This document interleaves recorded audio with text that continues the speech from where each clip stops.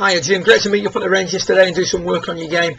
As we discussed, first of all you needed to understand ball flight better and understand what was actually happening when the golf ball and the golf club interacted. First of all, we talked about the golf ball starting off in the general direction of the club face and then bending away from the path. And judging by my observations, what was happening was your understanding of that was a little bit corrupted, and as a result the corrections you were making when out on the course were incorrect. The shots you would tend to get were shots that curved to the right or shots that were pulled straight to the left. If we take a little look at your swing here on the left from down the line, the first thing we notice from a really good setup position, super takeaway, solid position at the top, that's absolutely fantastic at that point. The first move tends to be over the top,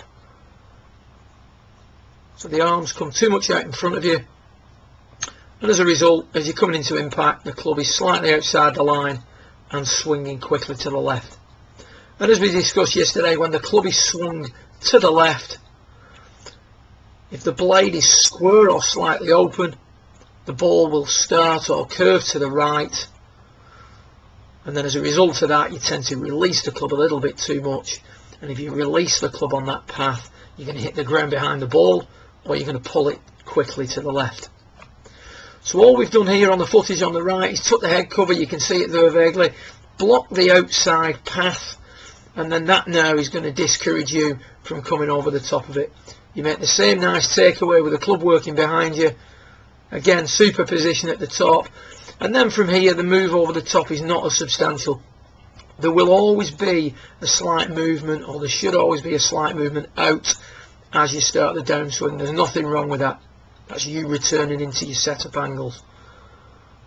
However, from here now we can police the path of the club better, and we can see as we approach the ball we're now coming slightly from the inside and we're able to hit out at it for longer. So you can see now that the arms are a little bit more in front of us.